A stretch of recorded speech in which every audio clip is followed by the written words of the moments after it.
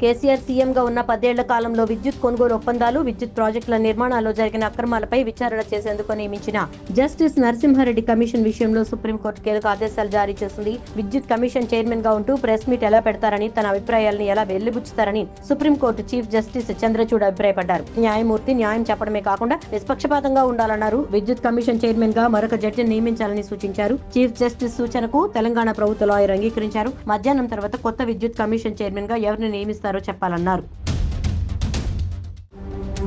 కేసీఆర్ సీఎంగా ఉన్న 10 ఏళ్ల కాలంలో విద్యుత్ కొనుగోలు ఒప్పందాలు, విద్యుత్ ప్రాజెక్టుల నిర్మాణాల్లో జరిగిన అక్రమాలపై విచారణ చేసేందుకు నియమించిన జస్టిస్ నరసింహారెడ్డి కమిషన్ విషయంలో సుప్రీంకోర్టు కీలక ఆదేశాలు జారీ చేసింది. విద్యుత్ కమిషన్ చైర్మన్ గా ఉంటూ ప్రెస్ మీట్ ఎలా పెడతారని, తన అభిప్రాయాలను ఎలా వెళ్లిబుచ్చుతారని సుప్రీంకోర్టు చీఫ్ జస్టిస్ చంద్రచూడ్ అభిప్రాయపడ్డారు. న్యాయమూర్తి న్యాయం చెప్పడమే కాకుండా నిష్పక్షపాతంగా ఉండాలన్నారు. విద్యుత్ కమిషన్ చైర్మన్ గా మరొక జడ్జిని నియమించాలని సూచించారు. చీఫ్ జస్టిస్ సూచనకు తెలంగాణ ప్రభుత్వ లాయర్ అంగీకరించారు. మధ్యాహ్నం తర్వాత కొత్త విద్యుత్ కమిషన్ చైర్మన్ గా ఎవరిని నియమిస్తారో చెప్పాలన్నారు.